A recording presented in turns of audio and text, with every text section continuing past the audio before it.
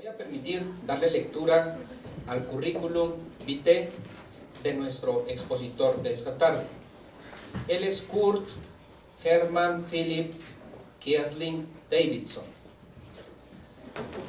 de nacionalidad mexicana. Cursó sus estudios superiores en la Escuela de Periodismo Carlos Septién García de 1974 a 1978, de donde obtuvo el título de licenciado en periodismo.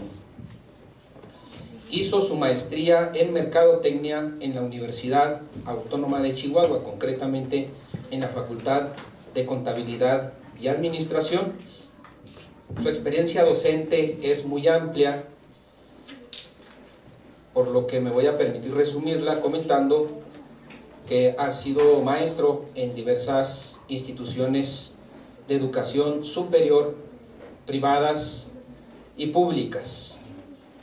Ha impartido distintas conferencias como el desarrollo de nuevos productos, innovación y desarrollo de la creatividad en la mercadotecnia, comportamiento del consumidor, cursos de ética y valores e instructor de diplomado de valores en distintos escenarios. También ha fungido como consultor en el despacho Sáenz, Ruiz y Asociados, como socio del bufete Mercadotecnia Mercatec desde 1990 en Chihuahua, y como maestro representante del Instituto Tecnológico de Chihuahua en distintas reuniones académicas y revisiones curriculares del sistema, y es miembro del Comité de Consolidación de la Licenciatura en Administración del SNIT. También ha fungido como revisor técnico del libro Dirección de Marketing, 12ª edición de Philip Kotler, de Pearson Educación. Con ustedes les pido que recibamos con un fuerte aplauso al maestro Kurt Hermann Philipp Kiesling Davidson.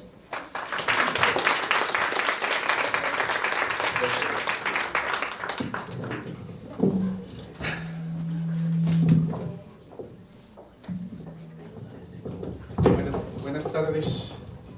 Es la segunda vez que me toca participar con ustedes en sus semanas académicas, gracias a la intervención del maestro México Pinel, ¿sí? Y es realmente muy grato compartir con ustedes algunas experiencias de mi vida personal y profesional en cualquier evento de carácter académico, ya sea en estas jornadas como son esta y la del año pasado, y a otro nivel también estoy disponible para colaborar y participar con ustedes.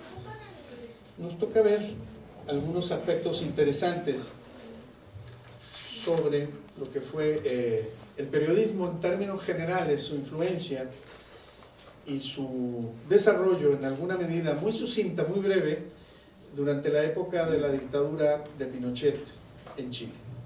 Uno de los aspectos más dramáticos que tiene generalmente una sociedad cuando es interrumpida su actividad cotidiana, su actividad social, política, sociológica y antropológica en algunos aspectos, con este tipo de asonada que son tremendamente fracturantes en términos generales, en todos los ámbitos, no nada más en el ámbito de lo que corresponde al periodismo y a la comunicación. Pero es dramático cuando ocurren estas situaciones en un país pequeño como Chile, que había sido hasta ese año 1973 un bastión en términos de cómo se había representado y presentado la democracia para llegar en 1 de septiembre del año 70 a la presidencia de la República, un presidente de izquierda, un presidente socialista, en una coalición de partidos de izquierda que ganaron democráticamente el camino a la gobernanza a partir de esa ideología y de esa situación.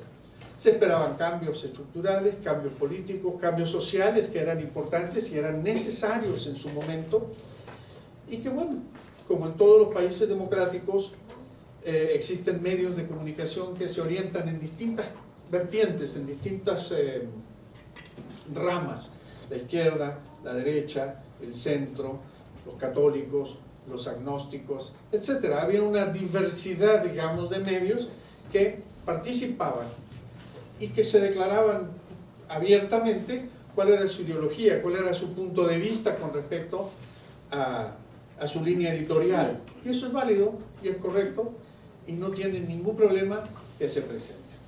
Pero Chile en ese tiempo, en 1953, se funda la universidad, la Facultad de Periodismo en la Universidad de Chile, e inicia en esa época, por primera vez, el profesionalismo de los periodistas y los medios de comunicación. El Colegio de Periodistas en Chile se funda el 11 de julio de 1956, lo cual es relativamente joven en términos de estructura desde el punto de vista profesional en este país. Grandes periodistas estuvieron trabajando durante aquella época para consolidar el profesionalismo de los periodistas. Esto no quiere decir que los periodistas anteriormente hayan sido malos o hayan sido gente descalificada en términos profesionales. Simplemente no eran periodistas profesionales formados en la estructura de un rigor metodológico y profesional del periodismo. Existían periodismos que amaban profundamente su profesión y su oficio y creían profundamente en que su misión era informar de manera veraz, leal y oportuna, ¿sí? Y estos personajes tenían un gran sentido de responsabilidad y de afecto y de aprecio por parte de la ciudadanía, no importa de la vertiente o la corriente política a la que ellos pertenecieran, simplemente eran tremendamente apreciados y respetados por la sociedad en su conjunto general, ¿sí? Ser periodista en aquellos años era un privilegio de ser de alguna manera el intérprete y la conciencia de la sociedad. Por mencionar los 4 más famosos de los años 70, de los años 60, que formaron parte de esta estructura del profesionalismo del periodismo en Chile, tenemos a Lenka Franulich, Luis Hernández Parker, Tito Munt, René Silva Espejo, Carlos Silva Vildósola, Juan Emilio Pacul, Mario Planet, entre muchos otros que eran realmente estos pioneros del periodismo profesional institucionalizado en los años 50 y en los años 60 en Chile. Surge en los años 70, en el primer tercio de los años 70, la dictadura, el 11 de septiembre. Y en ese sentido, todos los medios de comunicación que no se correspondían con el espíritu, digamos, de la dictadura, y tenemos que aclarar que la dictadura era una dictadura de centro-derecha, de centro-derecha porque formó parte de alguna manera con el apoyo directo de la Democracia Cristiana y del Partido Nacional, rompieron con toda la estructura de lo que era en un momento dado el ejercicio del periodismo, visto desde todas las perspectivas, desde todos los ángulos, ¿sí? Empezó a haber, cosa inusitada y nunca vista de manera evidente y policíaca en Chile, una persecución directa sobre los medios de comunicación, sobre los periodistas y sobre los periódicos, incluso universitarios, que surgieron durante esta época en inicio de la dictadura y durante el trayecto de la dictadura. A pesar de todo, algunos medios lograron a partir del año 74 infiltrarse, participar dentro de lo que era la oferta, la alternativa de medios de comunicación para lo que era la sociedad chilena en su momento, y que tuvieran una visión un poco más objetiva o un poco más realista de lo que realmente estaba pasando en Chile. Hubo semanarios como Hoy, APSI, Análisis, Cauce, Solidaridad, Fortín Mapocho y La Época, que fueron medios que alternativamente, en la medida en que fue desarrollándose la dictadura, fueron más o menos sobreviviendo, ¿sí? Al final de cuentas solamente logró sobrevivir el periódico Fortín Mapocho, ¿sí? La revista Solidaridad, que es un caso muy especial, porque era una revista que estaba socorrida, sostenida, apoyada por la Iglesia Católica, por la Vicaría de la Solidaridad, por eso se llamaba Solidaridad. En Chile, durante la dictadura, el único rostro que verdaderamente luchó y peleó por la dignidad de los perseguidos políticos, de los enemigos del régimen, entre comillas, como enemigos, ¿sí? No como gente que tenía una visión distinta del mundo y de la realidad chilena, fueron tremendamente perseguidos. Y la Vicaría de la Solidaridad se presenta ante el mundo chileno, ante la sociedad, como un elemento de respeto a la dignidad de la persona humana. Ese era uno de los lemas fundamentales de la Vicaría de la Solidaridad, la búsqueda del respeto de la dignidad de las personas, ¿sí? Y no importaba lo que ocurriera, no importaba lo que sucediera, ni de qué vertiente política fuera quien fuere, la Vicaría de la Solidaridad en Chile tuvo una participación extraordinaria, incluso financiando, promoviendo y desarrollando el periódico semanario Solidaridad, ¿sí? Pero bueno, venían las censuras, las desapariciones, pero lo más terrible que puede ocurrir en una situación del mundo de la comunicación, del mundo del periodismo, es cuando para poder sostenerte tienes que aplicar lamentablemente los mecanismos de la autocensura, ¿sí?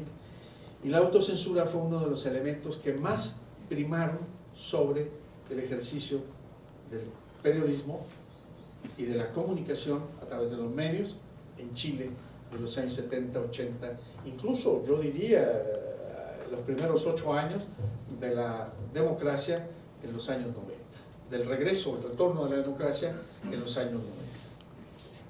La autocensura, para poder prevalecer, nos están censurando. Es uno de los mecanismos más terribles que puede tener un periodista. Ustedes como estudiantes en periodismo, me imagino lo que debe ser tener algo que decir, deben imaginarse lo que es tener algo que decir y no poderlo decir por miedo a lo que esto representa.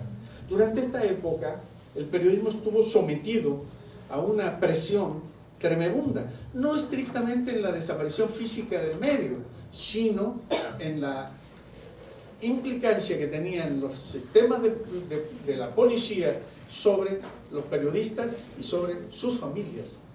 Por lo tanto, era muy difícil que alguien pudiera en un momento determinado establecer flujos de comunicación que dijeran la verdad de lo que estaba pasando en Chile. La verdad de lo que estaba pasando en relación a los detenidos desaparecidos, la verdad de lo que estaba pasando entre los torturados, cómo estaban siendo aniquiladas las personas, ¿sí? Los opositores al sistema, que independientemente de la ideología que estos tuvieran, pues no eran actos sino de lesa humanidad.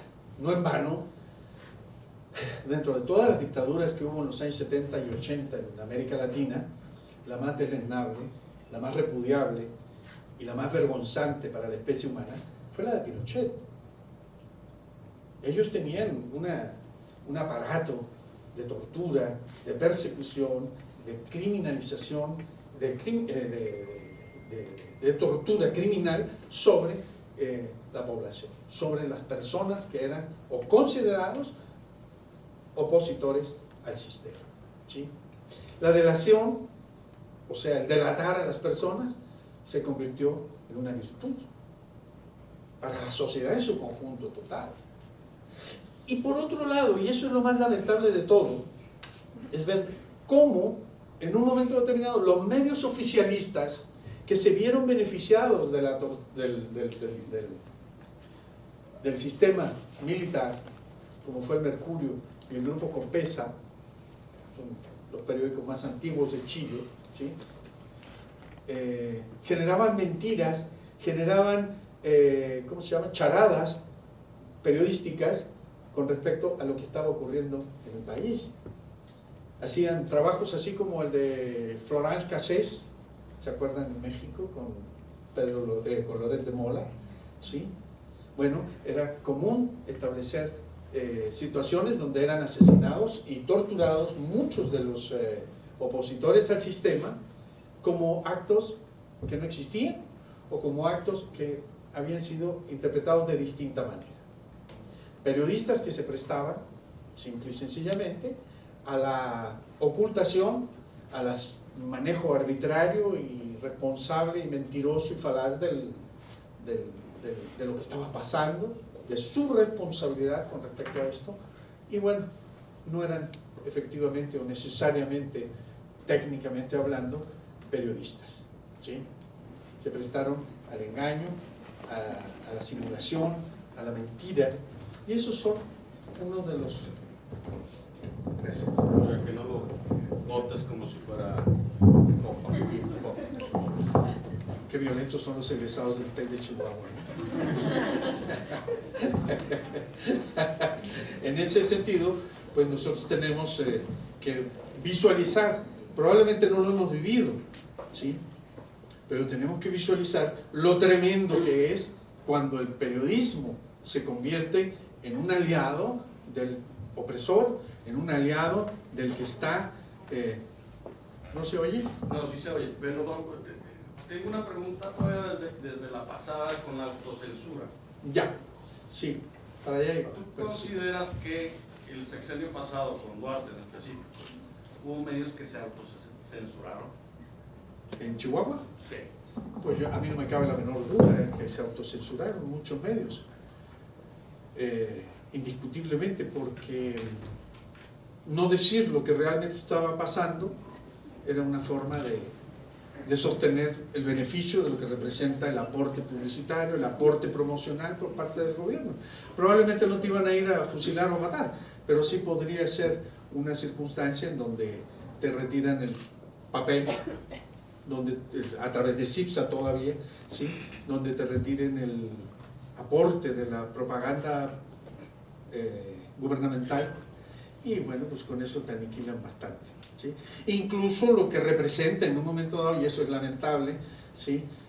No sé si ocurre en todos los países, yo me imagino que sí, pero cuando el periodista ya no hace una función desde el punto de vista ético, desde el punto de vista profesional, y no solamente autocensurándose, la autocensura puede tener una justificación si hay un peligro de la muerte de él o de su familia o de alguna situación, por una presión de carácter política importante, pero cuando es simplemente como un modus vivendi, porque vamos a recibir un sobre de una dependencia gubernamental, pues entonces ya no estás haciendo el periodismo, estás siendo simplemente un reproductor de información oficial a través de la que tú te conviertes en un encargado de lleva y trae, ¿sí? Pero yo sí creo que hubo, ¿sí? Incluso alguna que ni siquiera fue necesariamente, ¿cómo se dice?, inducida, sino autoprovocada, que eso es lo más dramático, ¿sí? Cuando un periodista se cancela, se anula, se aniquila a sí mismo, y no importa del partido que seas o de la opinión que tú tengas, porque tener cualquier opinión es válido. Y eso es algo que también tenemos que aprender en el mundo moderno, ¿sí? Si yo soy del PAN o del PRI o del PRD o de Morena o de la Punta del Cerro, o católico o protestante, pues no importa. Yo debo respetar la opinión del otro. Pero también es importante que yo diga cuál es mi opinión, cuál es el origen y la raíz de mi opinión. Porque no puedo pasar por inocente objetivo cuando la objetividad, de acuerdo a Aristóteles, evidentemente no existe, ¿sí? Porque todos los seres humanos somos eminentemente subjetivos. Todo lo que somos, lo somos a través de los sentidos, y los sentidos son tremendamente subjetivos. Pero por lo menos debe existir la honestidad de decir, yo pienso esto porque yo tengo tal o cual ideología, ¿sí? Y entonces la autocensura sí es yo creo que es un crimen para el periodista. Salvo, insisto, que tengas una metralleta en la nuca, y entonces ahí nadie evidentemente estará obligado a ser sancionado, criticado, juzgado por esas circunstancias. Pero cuando no median esos aspectos, sí es importante. Yo creo que ahí se combinaron, por ejemplo, en el caso de la periodista Miroslava, ¿sí? Varios aspectos, que son una vertiente política y una económica irregular. Lo de económico irregular es una, ¿cómo se dice? Una bromita, pero tiene que ver con un grupo de cultivadores de productos ilegítimos, ¿verdad? Una pregunta, profe, ¿qué ideología prevaleció en el gobierno de Pinochet? En el gobierno de Pinochet prevaleció fundamentalmente la ideología de la ultraderecha. Porque Salvador Borrego en el libro de Democracia Asfixiante trata algo referente a eso, y lo trata obviamente como derecha, y ponen a Pinochet como un líder que no dejó que se comunizara o que llegara a la izquierda al poder. Sí, evidentemente. La llegada del Pinochet, de la dictadura en Chile no fue un hecho que fue producido solamente en Chile. Se sembró un clima de inestabilidad. La democracia cristiana chilena participó. Henry Kissinger ya declaró abiertamente, antes de que muriera evidentemente, la participación del gobierno norteamericano, Richard Nixon, para desestabilizar Chile. Chile, hay que recordar, Chile es un país que no vale nada salvo el cobre. Para Estados Unidos no vale nada.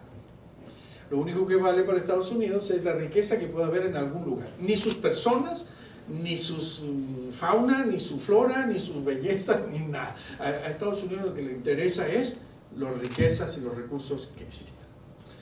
¿Cuáles eran los recursos? ¿Cuál es el recurso en ese momento fundamental para Estados Unidos en relación a Chile? El cobre. Chile era el principal, y es todavía el primero o segundo productor, alternativamente con Zambia y con Perú, productores de cobre en el mundo.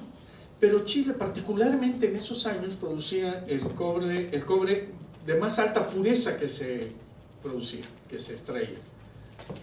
Y ese era fundamentalmente materia prima para los equipos bélicos y militares norteamericanos, fundamentalmente los Hawker Hunters, que eran los que estaban destruyendo, ¿cómo se llama este país asiático? Vietnam, ¿sí? De hecho, el propio bloqueo económico que se le hizo a Salvador Allende con la cuestión del cobre hizo que el cobre chileno no llegara a Estados Unidos.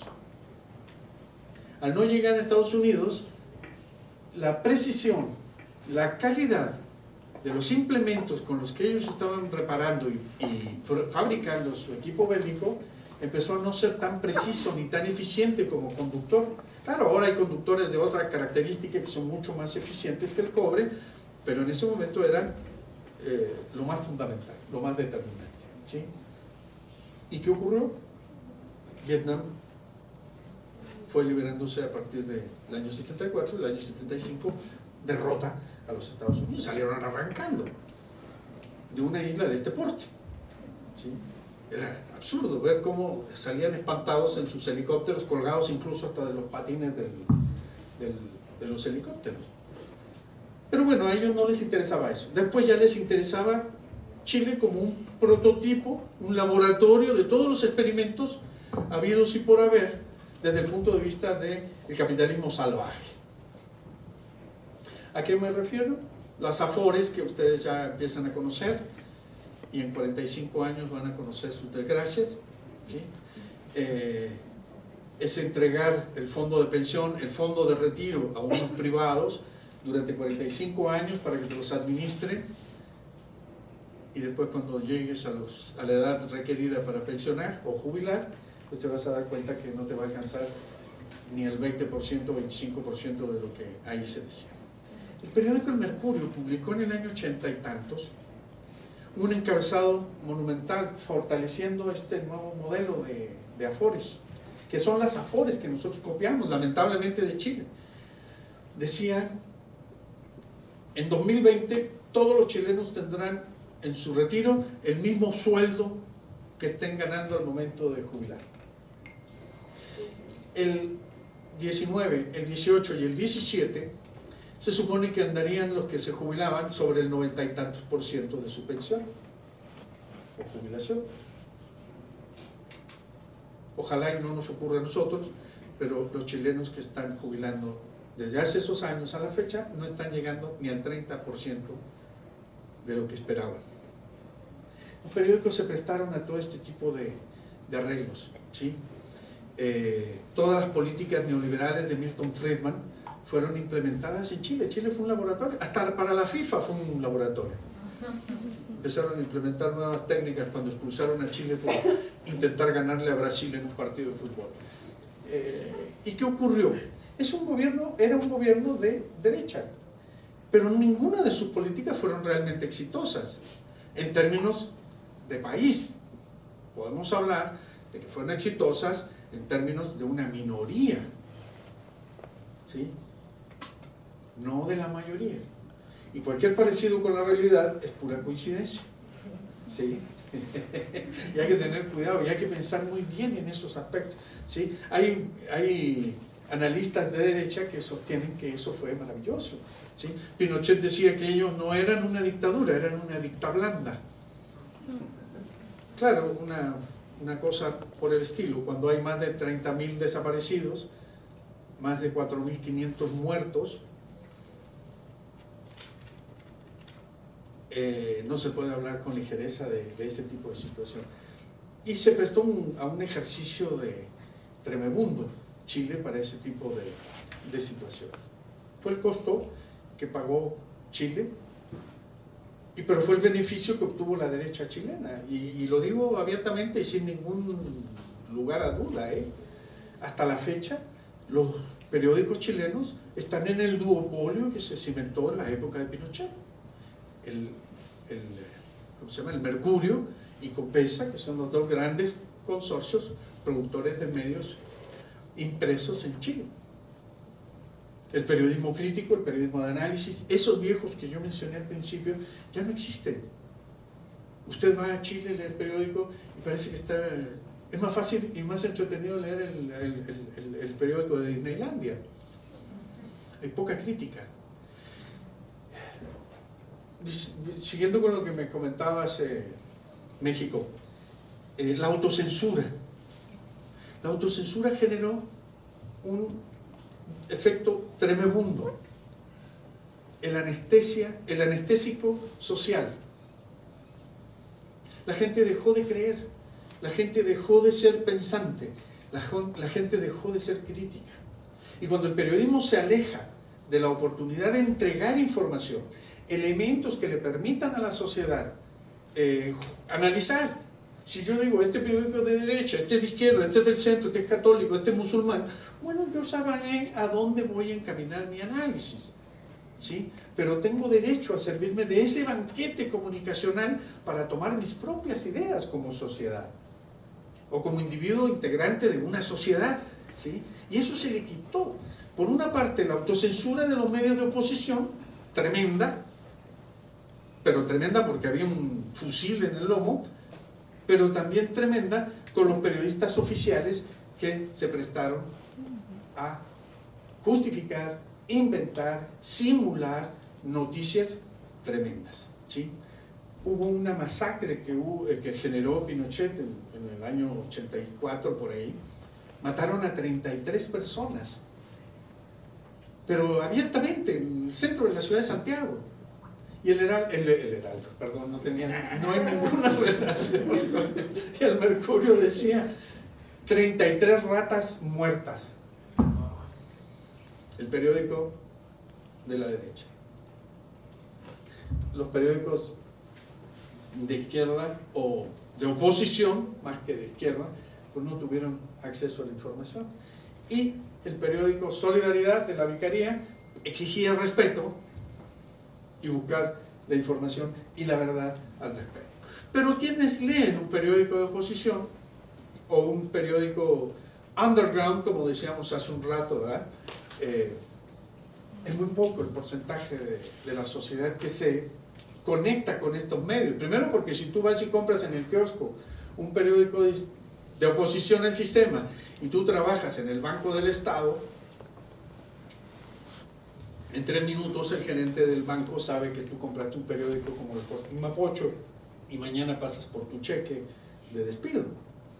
Entonces es muy complicado. Y entonces esa anestesia que genera la falta de información, la simulación y la falsedad de la información por parte del periodismo alineado y alienante, y el periodismo que por razones, digamos, de alguna manera plenamente justificadas, pues no podían establecer su línea editorial de manera significativa. En relación a lo que me preguntabas, hay una película que habla sobre uno de los 4 periodistas de los primeros días del golpe de Estado en Chile que fueron asesinados. Está el hijo de un empresario norteamericano que vivía en Chile porque le parecía interesante el proyecto y fue fusilado en el Estadio Nacional, y la embajada norteamericana, Kissinger y Nixon nunca prestaron apoyo a su padre, a Charles Horman, ¿sí? Porque había visto cómo asesinaban a algunos opositores al régimen en ese momento, y el periodista, este muchacho, un joven norteamericano, unos 24 años, 25, estaba espantado y fue a reclamarle al embajador en Viña del Mar. Lo desaparecen, lo matan, lo toman preso, lo matan en el Estadio Nacional, y el Estado norteamericano, obviamente lo que quedaba del Estado chileno, jamás se hicieron cargo. Y se hizo una película norteamericana, no es una película chilena, gringa, mexicana, o que hubiera tenido un sesgo, ¿sí? en una determinada dirección, que se convirtió en una película, que es la película Missing, Desaparecido, ¿sí?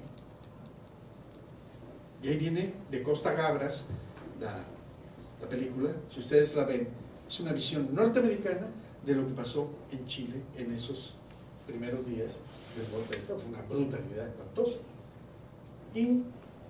inmoral, inaceptable en todos los aspectos y en todos los elementos, ¿sí? La demanda del señor Horman al Estado norteamericano la ganó hace 12 años en los tribunales de Nueva York. Pasaron muchos años, lamentablemente ni siquiera él tuvo la ventaja o la virtud de haber podido ver el triunfo, que es más que un triunfo económico, era un triunfo simbólico, un triunfo legal, un triunfo sobre la realidad, ¿sí? Otro aspecto interesante fueron las revistas universitarias.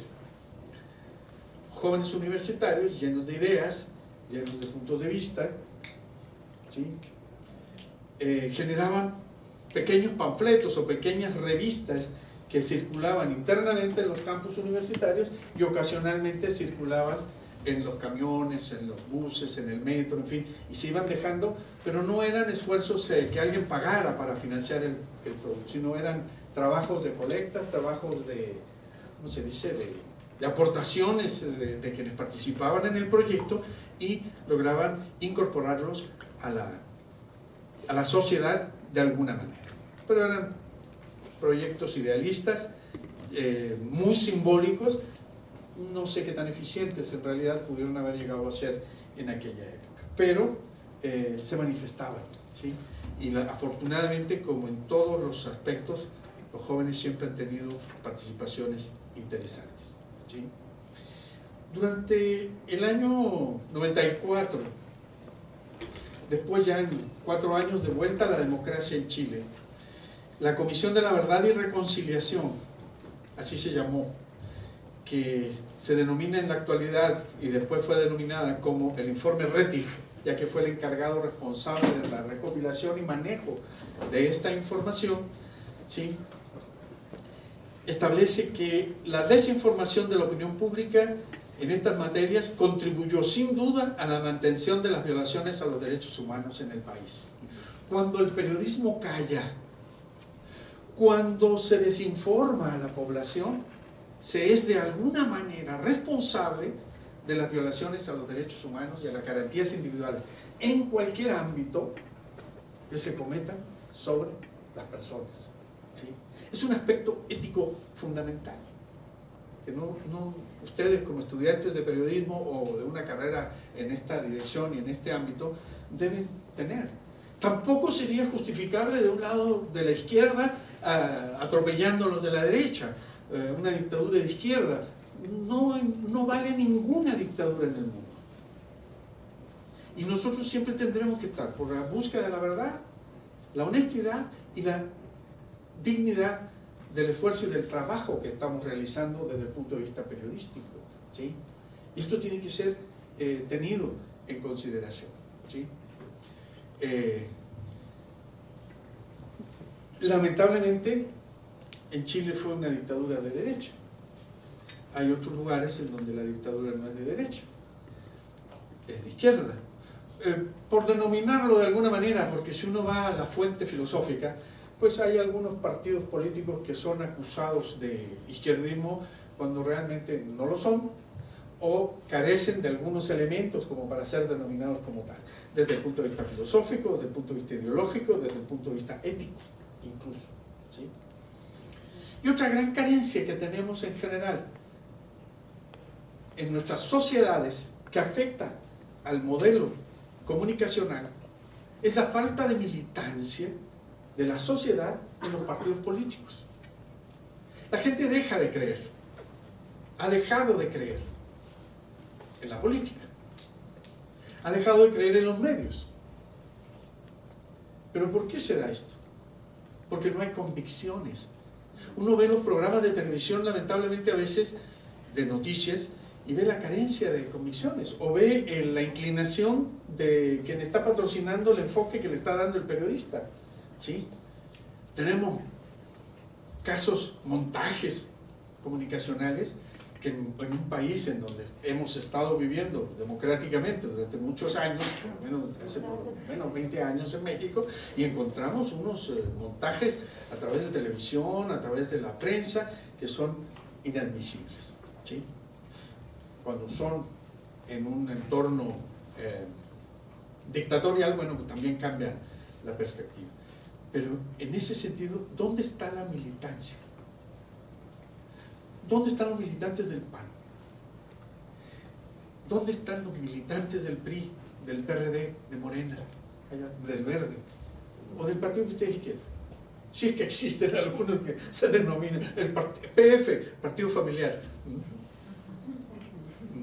Pero, ¿dónde están? ¿Dónde militaron esos jóvenes? O esos individuos que después nos van a representar de una o de otra manera. Son salidos después de una tempestad, como estos hongos que salen después de la lluvia, y uno no sabe qué hacer. La militancia de los partidos políticos debiera ser obligatoria.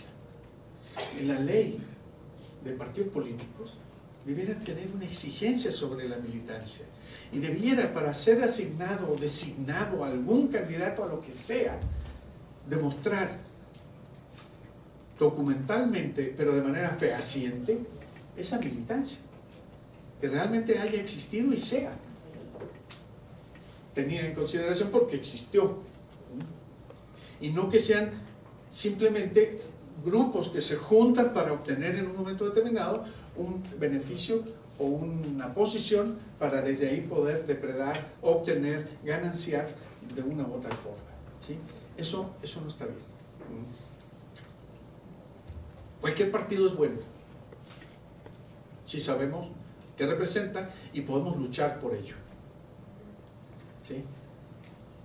El debate. ¿Cuánto nos han enseñado a debatir los medios de comunicación? Se juntan aparentemente para opinar sobre algo y están todos de acuerdo. Están todos de acuerdo en contra de ese, o están todos de acuerdo en contra de ese o a favor de este. Lo hacen pomada. Todos estos programas tremendos que hay en el ejercicio aparente de la libertad de prensa, y uno dice, caramba, me perdí de algo porque realmente no sé de qué se trata. No tenemos esa convicción. ¿Por qué? Porque faltan esas convicciones. ¿Y dónde se aprende a debatir? No solamente en la universidad. no solamente en la Escuela de Ciencias Políticas y Sociales y no solamente en una escuela de periodismo. Se aprende a debatir en la militancia, para que sea respetada la militancia. Al final de cuentas, cualquiera puede ser militante de lo que quiera, pero nadie puede defender una ideología si no conoce, primero, que existe, y segundo, que no entiende para dónde va el camión. ¿Sí? Esa es una de las circunstancias. Y esa sería, desde mi punto de vista también, una de las reflexiones en relación al periodismo que se ejerció en Chile durante la época de la dictadura. Esa desinformación que viola de una u otra manera los derechos humanos de las personas. ¿Sí? ¿Por qué? Porque el periodismo se inclinó no a la verdad, sino a una posición ideológica o a una posición económica, que es lo peor, ¿sí?, con respecto a esto. Si ustedes son del partido A o B o C, cuando ejerzan sus puntos de vista, sus opiniones y las viertan, opinen y viertan sus opiniones en relación a que quede también la plena convicción de que ustedes son de A, de B o de C, porque de otra manera estaremos simulando. ¿Sí? Y eso es terrible también. Incluso hasta para poder reconocer que nos equivocamos. Pero si no, nunca he asumido de dónde vengo ni a dónde voy, es muy difícil. Y en ese sentido, cuando me ha tocado regresar a Chile, por ahí leyeron, dijeron que yo era mexicano. Sí, soy mexicano muy orgullosamente desde hace 40 años más o menos, o 30 y tantos años, pero yo nací en Chile. Y por eso me permito dar algunas opiniones con respecto a lo que hemos estado hablando, ¿sí? Pero que no nos pase ese anestésico social, ¿sí? Que vemos la televisión y no la criticamos o no analizamos de dónde viene la opinión. Leemos una nota y no especulamos de quién dijo qué, cómo. Por ahí en teoría del periodismo, en alguna clase, quién dijo qué, a quién, ¿sí? Me acuerdo el teorema de Laswell y Nixon, quién dijo qué, a quién, bajo qué condiciones, y en fin, y cómo empiezan a variar todos los elementos, ¿sí?, del manejo, uso de la información, ¿sí? Lamentablemente, a lo mejor ustedes esperaban algo más dramático en relación al análisis de Chile, pero creo que el ejercicio que yo vengo a plantear es ese: cómo en un Estado democrático o en un Estado dictatorial, la censura y la autocensura son aspectos que no nos podemos permitir como profesionales, como medios profesionales, ¿sí? Y para eso hay que tener la mano y la cara limpia para decir quién soy y a dónde voy, ¿sí? Porque si no nos pasaría como a los chilenos de repente les pasa. Dice, bueno, sí, dice, yo soy católico, pero no tanto. O sea, no hay que comprometerse tanto. Bueno, sí, yo soy de derechas, pero no tanto. Sí, yo soy de izquierda, pero no tanto. No vaya a ser que me comprometa, ¿sí? Y no hay nada más importante en la vida que una persona diga quién es y que vaya de frente en la vida, sin tapujos, sin agresiones, sin arrebatos, sin indolencia y sin dolo en su actuación y en su gestión profesional, ¿sí? Yo les decía hace un rato que la censura y la autocensura. La censura no solamente afectó en Chile a los medios, debo decirles que afectó a la literatura. Casi en todos los países del mundo los grandes escritores, los grandes pensadores, es gente liberal, para no denominarlos de alguna manera. Pero los liberales casi siempre están del centro hacia el otro lado, que no es la derecha. Entonces, ¿qué ocurre? La gente que piensa, ¿sí?, también fue castrada, también fue sancionada. ¿Y qué beneficio fue para otros países? Porque periodistas, escritores, poetas fueron a otros países a aportar, a desarrollarse y a formar parte de la vida cotidiana, cultural, social y periodística y comunicacional de aquellos países donde terminaron. Muchos terminaron en Europa, muchos terminaron en México, porque México, bueno, al final de cuentas, México en los años, en el siglo pasado, fue generalmente un bastión para las migraciones ideológicas o políticas, donde hubo perseguidos políticos, generalmente México se prestó y apoyó de manera tremendamente generosa, y es un signo fundamental que marca y determina a México como un país muy importante en el concierto de las naciones, ¿sí? En el concierto de América Latina no podemos decir absolutamente nada, ¿sí? Ahorita usted cómo visiona al presidente Andrés Manuel referente a ¿Cómo esta, cómo visiona al presidente Andrés Manuel precisamente con los medios de comunicación de su gobierno? Yo creo que está peleado con los medios de comunicación. Totalmente. Sí. Bueno, de alguna manera, yo creo que está mal asesorado desde el punto de vista comunicacional, ¿sí? En eso creo que no hay duda. Lo segundo, como no hay aportaciones oficiales a ciertos medios, o han restringido bastante, entonces algunos están enojados. Y otros están enojados porque no representan al grupo económico en el poder, o en el poder económico, no en el poder político, sino en el poder económico, ¿sí? Y entonces hay una lucha muy importante. Por eso creo que la definición de Andrés Manuel tiene que ser mejorar su equipo comunicacional y él mismo, ¿sí? O sea, ceder a un experto en comunicación. Aunque en el debate de la calle, o en el, más que debate porque son monólogos, en el monólogo de la calle y en la conferencia de las 7, debiera, bueno, en el monólogo de la calle tiene aceptación porque le dice a la gente lo que ellos quieren oír. Y está bien, ¿sí? Y en el debate, en el monólogo de las 7, pues están los periodistas que muchos no quieren oír lo que les está diciendo, ¿sí?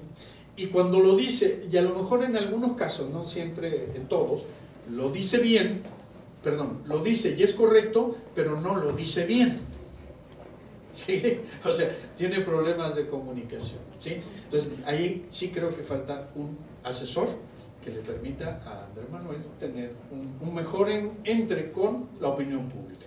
Porque ese es otro tema importante que me imagino que ustedes en la carrera han de llevar, el estudio de la opinión pública, ¿sí? Es importante.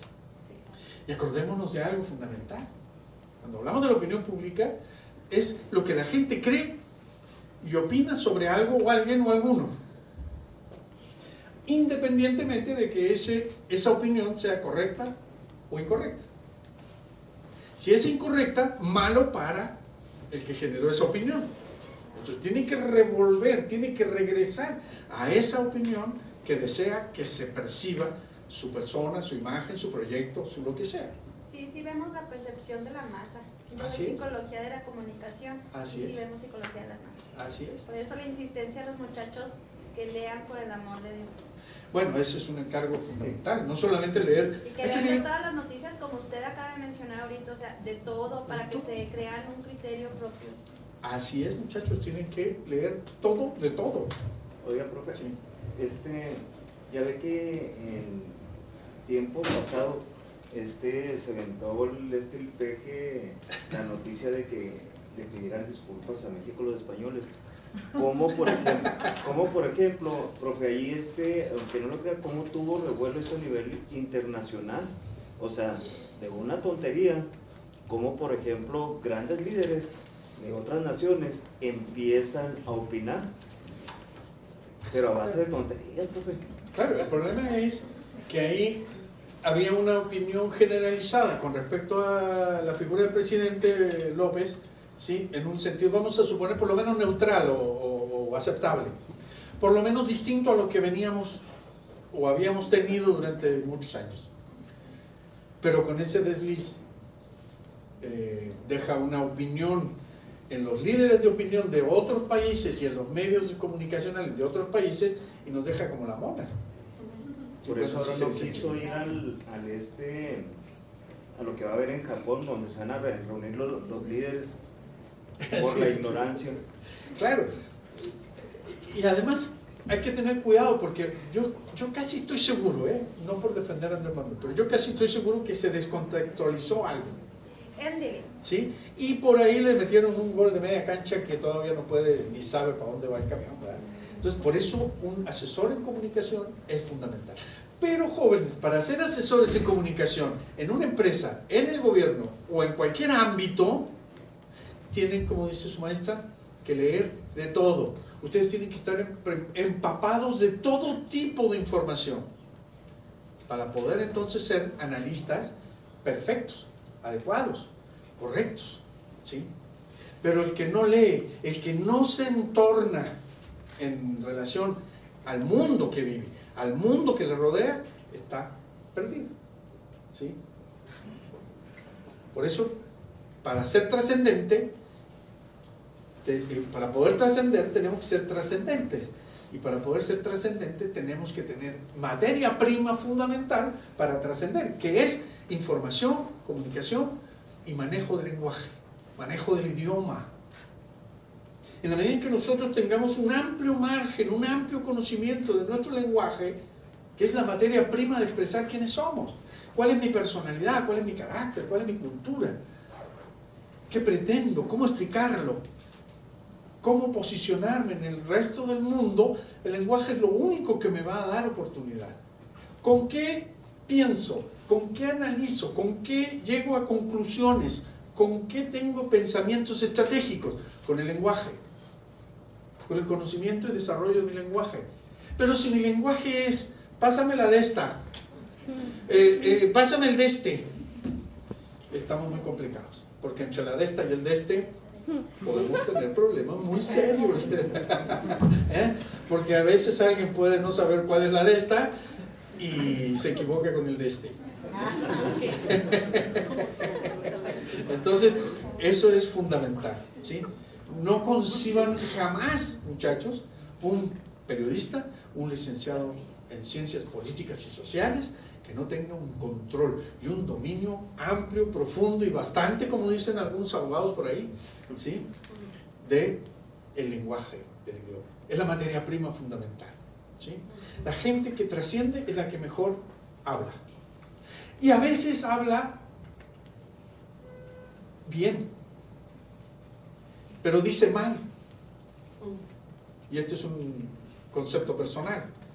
Si ustedes escuchan a Fernández Ceballos, lo escuchan y en primera instancia dicen, este tipo sabe mucho, pero es un enorme manipulador. Es tremendo. Pero si no tenemos el lenguaje, la cultura, que se expresa también a través del lenguaje, para cacharlo, nos va a pasar bobo, y hasta ahí vamos a llegar. Así que háganle caso, señor. Lean de todo, hasta el Condorito, porque también vale la pena leerlo, es muy entretenido. Bueno, creo que ya se están yendo porque se tienen que ir a clase, quiero suponer eso, y no porque estén totalmente aburridos, ¿sí? Pues les agradezco mucho, ¿sí? Creo que es una reflexión y un pretexto lo de la época de la dictadura y los periodistas en Chile, para hablar fundamentalmente sobre la autocensura y sobre la censura. Pero es mucho más dramática, no se les olvide nunca, la autocensura, ¿sí? Porque entonces sí nos descalifica a nosotros mismos, porque yo puedo engañar a todos ustedes, pero a mí no me voy a engañar jamás, salvo que yo sea un retrasado mental, y si soy un retrasado mental no estaría aquí, o por lo menos no podría. Entonces, pues, tengan mucho éxito, mucha suerte y espero haber colaborado con ustedes en alguna medida. Les agradezco mucho y cuídense mucho, y ahí estamos a sus órdenes a través de México y de los maestros, por favor, cuando se les ofrezca cualquier confusión adicional, con mucho gusto estoy para hacer.